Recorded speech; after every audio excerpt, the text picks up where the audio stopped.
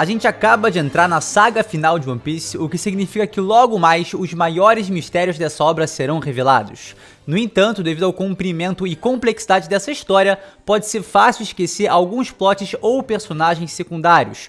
Por isso, nosso parça Arthur do Libro of Ohara decidiu fazer um compilado organizando e resumindo todas as informações mais importantes que você precisa se lembrar antes de se jogar na saga final de One Piece. Então já vai deixando aquele like que ajuda pra caramba, se inscreve no canal se você ainda não é inscrito e claro, o conteúdo original está aqui na descrição, dá uma conferida lá, tá? Eu sou o Lipe e simbora pro vídeo. Primeiro de tudo, a gente precisa conferir o evento mais importante, que é um verdadeiro propulsor para a saga final, o Reverie. Durante essa reunião, onde muitos personagens que conhecemos estavam lá, vários incidentes ocorreram e abalaram o mundo. A maneira mais fácil da gente categorizar esses incidentes é seguir o que foi mencionado pelo Morgans no capítulo 956. Também vale a pena mencionar que o governo tentou encobrir um determinado vazamento, mas Morgans se recusou a fazer isso e o publicou da mesma maneira, mas a gente não sabe exatamente qual dos artigos era e nem por que o governo queria ocultá-lo. Afinal, eles já fizeram muito bem em desviar a verdade do assassinato do Rei Cobra e jogar a culpa no Sabo. Independente disso, tá? Esses são os 5 principais eventos do Reverie, começando pela invasão a Marejoa. O evento principal é que o exército revolucionário se infiltrou na Terra Sagrada para declarar guerra aos dragões celestiais, devido à corrupção que eles trouxeram ao mundo.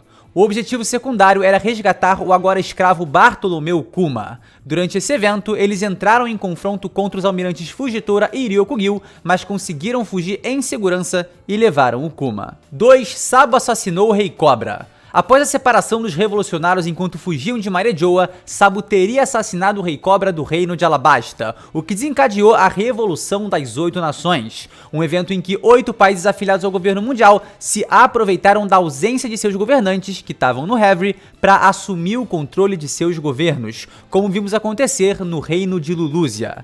Essas pessoas começaram a saudar o Sabo como uma espécie de deus do fogo, o imperador das chamas. No entanto, alguns acharam estranho que o revolucionário cometesse tal assassinato contra alguém que é considerado por muitos como um governante benevolente de um país pacífico. Mas o Sabo esclareceu que foi culpado falsamente pelo assassinato do Cobra e revelou que descobriu sobre a existência de Muzama, um ser que governa o mundo sentado no trono vazio. Teria sido ele quem ordenou a morte do rei de Alabasta?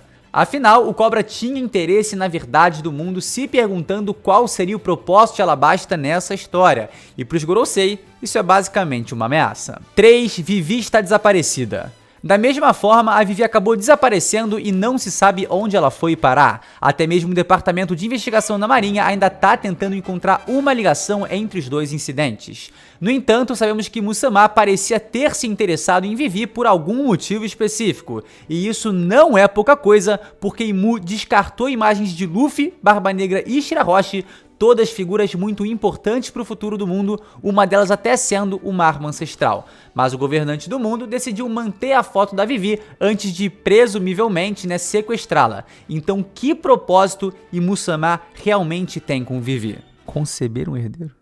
Espero que não. O Apple também deu a Morgans um certo furo jornalístico que talvez pudesse ser o desaparecimento da Vivi, embora não saibamos se esse foi o artigo sobre o qual ele o informou. 4. A tentativa de assassinato. Há também a tentativa de assassinato contra San Carlos, aquele mesmo dragão celestial de Sabaody, onde o agressor conseguiu escapar graças à ajuda de Sant Miosgard, o dragão celestial que foi resgatado por Otohime durante o flashback na Ilha dos Tritões. Não é mencionado quem foi o autor desse crime, mas há uma boa chance de talvez, ter sido a Bonnie, porque durante uma cena em Marejoa, a vemos se esgueirando para ajudar Kuma e xingando San Carlos e seu pai por machucar o revolucionário, jurando que ela os faria pagar. O que provavelmente está relacionado a essa tentativa de assassinato do San Carlos, mas eu me pergunto se foi realmente ela e como Sam Miosgard pode tê-la ajudado a escapar. Ainda sobre o assunto da Bonnie e Kuma, nós acabamos de descobrir que a relação entre os dois é de pai e filha, mas os mistérios de sua história ainda permanecem ocultos. Kuma foi o antigo rei de Sober e ficou curiosamente conhecido como o Tirano, apesar de sua visível natureza gentil. E Bonnie foi confundida com Connie, a rainha viúva de Sorbet. Seria a verdadeira Connie a mulher de Kuma e mãe de Bonnie? Talvez a avó da garota? Apesar de serem princesa e rei, Parece que o passado de Kuma e Bonnie foi muito sofrido, pois ambos são apresentados de forma que nos dá a entender que viveram em certa miséria, apesar da Bonnie nesse momento estar recebendo uma quantidade enorme de comida. Até mesmo no recente capítulo 1063, podemos ver suas roupas simples e sujas. Esse queixão aí me lembra o do Barba Branca, hein? Será que tem uma coisa a ver? Provavelmente não. Agora a Bonnie quer encontrar o Vegapunk a fim de cobrá-lo e pedir para que ele retorne seu pai ao estado original, o que parece ser impossível, mas vamos descobrir em breve, assim como possivelmente porque esse gentil homem protegeu o Sunny nos últimos 2 anos em Sabaody. Logo devemos descobrir seu verdadeiro propósito.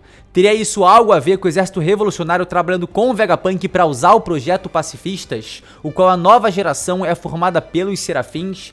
Poderiam esses anjos serem usados contra o governo mundial? 5. A abolição dos Chichibukais. Falando nos Serafins, né, que lembram os Corsários, a última grande bomba do Reverie foi o Fugitora ter conseguido o apoio do Rei Cobra e do Rei Riku para implementar a ideia da abolição dos Chichibukais, oferecendo o projeto dos Serafins como um substituto para esses piratas. Se a gente notar, esse é o objetivo do Fugitora desde sempre. Então será que tem alguma outra razão para isso? Além dele, ironicamente, enxergar melhor do que qualquer outra pessoa a corrupção que esse sistema trazia? O resultado da dissolução do Chichibukai foi que cada um deles acabou em situações certamente peculiares, e é disso que a gente vai falar agora. Chichibukais, Sir Crocodile. Ele aproveitou o caos no mundo para fundar a Cross Guild com o Mihawk e o Bug acabou se juntando a eles e sendo acidentalmente considerado o líder desse grupo, o que o fez se tornar um Yonkou. Falando na lenda viva, será que o Bug já encontrou o lendário tesouro do ex-membro dos Piratas Rocks, Captain John, que ele estava procurando há tanto tempo? Luffy deu a ele a bússola do Captain John durante o arco de Impel Down, então fica a pergunta, será que esse tesouro já foi encontrado e será que esse tesouro vai ter alguma relevância na história? 2. Boa Hancock. A Imperatriz Pirata sobreviveu à invasão de Amazon Lily feita pela marinha acompanhada dos Serafins e do Yonkou Barba Negra com 2 capitães titânicos.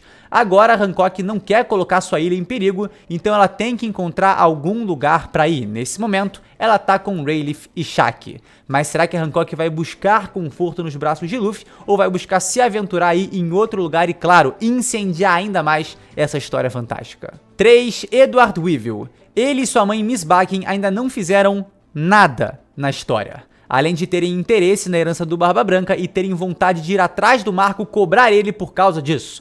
Por mais que a Fênix já tenha confirmado que o Barba Branca entregou todo o dinheiro que ele tinha à sua cidade natal na ilha Sphinx. Mas no que diz respeito ao Weevil, o que ele aparenta mais querer agora é se vingar do Barba Negra por matar seu suposto pai. Nesse plot aí, também é importante lembrar que há 99,9% de chance da Bakken ter sido dos Piratas Rocks, tal como diz o Marco nesse momento. 4. Don Quixote do Flamingo.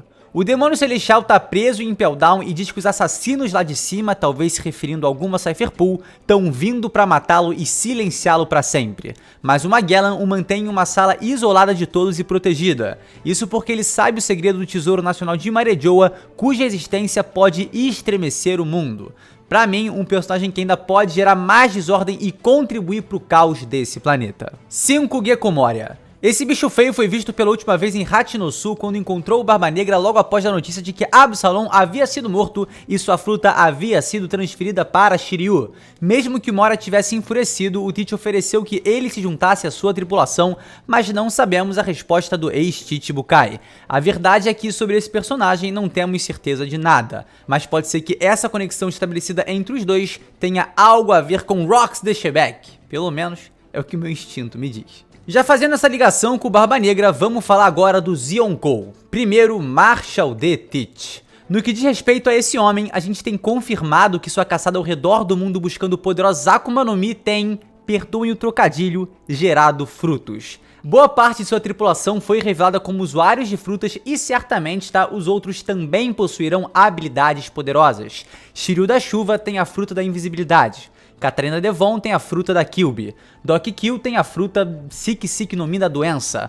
Van Auger tem a Warp no Mi que permite teleportar outras pessoas. Jesus Bugs tem a Buff no Mi que, mano, deixa ele brabíssimo de forte. Stronger tem a fruta do Pegasus. Sunro Wolf tem uma fruta sem nome ainda revelado que o permite crescer de tamanho mesmo ele sendo gigantesco, fazendo assim ele ter, mano, proporções colossais, e o Laftey tem algum tipo de fruta que o permite criar asas, mas ainda não é especificada. Só falta agora sabermos as frutas de Ávalo Pizarro e Vasco Shot. Esses grandes nomes da tripulação do Teach são seus 10 capitães titânicos, mas a gente só sabe 9 deles. O 10º capitão titânico permanece em segredo. Existe a possibilidade de ser o próprio Kuzan que se juntou ao bando do Barba Negra por alguma razão ainda desconhecida, apesar de que se ele for realmente o 10º capitão titânico, não seria uma grande surpresa para nós leitores. Então eu acho e espero, que seja outro personagem. E é claro, em relação ao poderoso capitão desse bando, Marshal the Teach, ainda precisamos saber como é possível comer 2 Akuma no Mi, o que parece atribuído a algum aspecto peculiar de seu corpo estranho.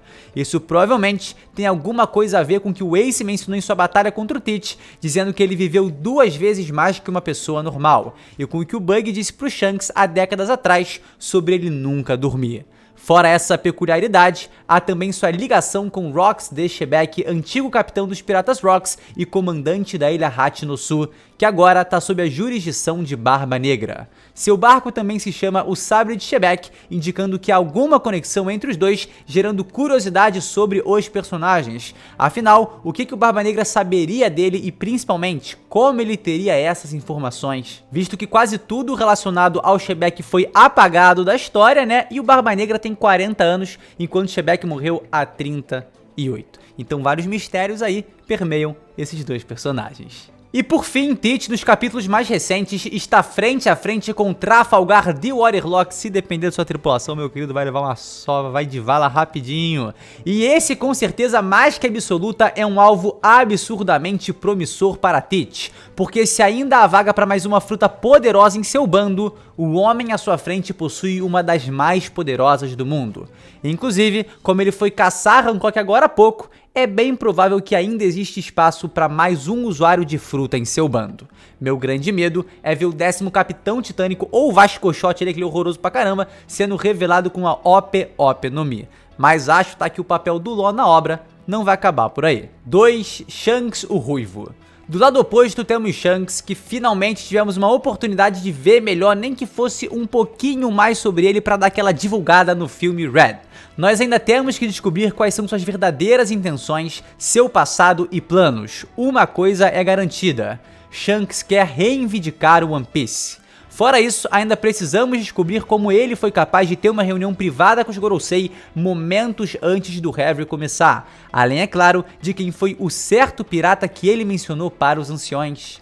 Shanks é um dos primeiros personagens a ser introduzidos na obra e certamente um dos mais misteriosos. Como a gente pode ver aqui, as ações do Barba Negra parecem, envolvidas ali em diversos pontos da história, enquanto as atitudes de Shanks, e sua profundidade ainda são incertas. Como já falamos do Bug quando mencionamos o Crocodile, e a história do Luffy é que estamos acompanhando semanalmente no mangá, é hora de falarmos de outros personagens que ainda podem ter um desenrolar mais expressivo na obra. Germa 66 e Caesar Clown. A gente precisa ver qual vai ser a resolução dessa história de capa da Germa 66 junto do Caesar. Será que teremos de alguma forma a volta do grupo de cientistas Mad? A gente também precisa ter em mente que essas duas silhuetas ainda não foram exatamente reveladas, visto que Chocolatão apareceu toda congelada na sequência dessa capa, implicando que o Aokiji poderia estar envolvido nisso. Mais precisamente, parece que o bando do Barba Negra queria sequestrar a Purin devido à sua habilidade de ler os poneglyphs provenientes da tribo dos Três Olhos, mas isso ainda não é garantido, é mais uma especulação. Pecons. Outro personagem que ficou por Whole Cake e não tivemos uma resolução foi o Pecons, cuja última vez apareceu se transformando em Sulong para ajudar o Chapéu de Palha a fugir. Será que ele se juntará à história de capa ou foi de vala? Difícil, porque seu nome começa com P e a vontade dos P é muito poderosa. Exército Revolucionário. Outro grupo que promete desempenhar um papel fundamental nessa obra são os Revolucionários.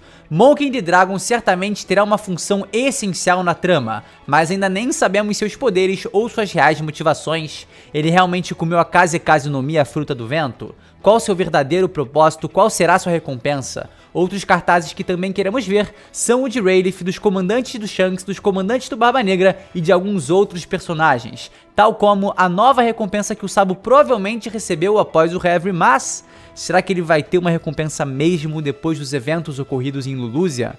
Bom, não sabemos, mas o que eu acredito é: Sabo está vivo e o fogo da revolução continuará queimando através das ações do Deus das Chamas. E falando em Deus, Enel. Esse brabo foi capaz de chegar na lua que agora tá tendo várias ligações com o principal personagem do arco de Egghead, Dr. Vegapunk. Enel controla um exército de autômatas que, curiosamente, já vimos alguns idênticos sendo construídos por um professor em Karakuri, terra natal do Vegapunk. Que curioso, não é mesmo? Será que tem alguma coisa aí, meus queridos? Enfim, Enel voltará agora para a história. Como ele fará isso e qual será seu propósito? Essas escrituras finalmente terão seu significado revelado? Eu espero que sim e acredito que vai acontecer em breve. Lute a CP0. Outro inimigo do passado que está voltando agora é o Lute e os outros possíveis membros da CP0. Eles estão indo para Egghead em busca de assassinar o Vegapunk. Será que serão interrompidos pelos Chapéus de Palha e vão sofrer um esculacho histórico? É bem possível que sim. Supernova. Nós já comentamos da Bonnie, mas o único outro supernova que falta ser tratado na história é o Uruji, que assim como o Enel, também é de uma raça celestial. Tão vendo como o Enel logo tá vindo aí? Eu espero que esses dois personagens tragam mais informações sobre a história das Ilhas Celestes e do passado do seu povo, que pode estar muito bem relacionado ali a Nika, o deus do sol. Quando falamos dos outros supernovas, temos Bege, que tá feliz da vida depois de salvar o Pound, Apu, que deve ter fugido depois de um ano e vai viver tocando seu corpo por aí, se é que você me entende, Hawkins, que parece ter ido de vala, Kid tá por aí procurando o cara da cicatriz de queimadura e busca se tornar o rei dos piratas, Law, mano, tá com uma possibilidade boa de ir de vala, mas busca ser o rei dos piratas, ou pelo menos descobrir a verdadeira história do mundo, e a gente ainda precisa saber se o Drake tá vivo, visto que a Sword não consegue se conectar com ele. E falando nessa instituição Sword, temos a Sword. Ela ainda tem um papel para cumprir na história, visto que recentemente Oda confirmou que eles são uma espécie de rivais da CP Aegis Zero. Afinal, Aegis é um escudo na mitologia grega e Sword é literalmente espada em inglês. A pergunta que fica é: quais são as intenções reais da Sword? Quem é o seu verdadeiro líder e fundador? Eles também irão para Egghead e acabarão enfrentando a CP0 lá? Será que o Helmepo salvará seu amigo Kobe das mãos do Barba Negra? Difícil, mas isso também levanta esse ponto. Como Kobe fugirá das garras desse Yonkou? Terá algo a ver com o ex-almirante Aokiji, que agora tá afiliado ao Barba Negra? Aokiji, inclusive, que é amigo do Smoker, outro personagem que deve atuar nessa reta final de One Piece, junto de sua fiel escudeira, Tashigi. Será que eles também irão pra Egghead fazer mais um encontro com o Chapéu de Palha em uma ilha tecnologicamente avançada, como foi em Punk Hazard?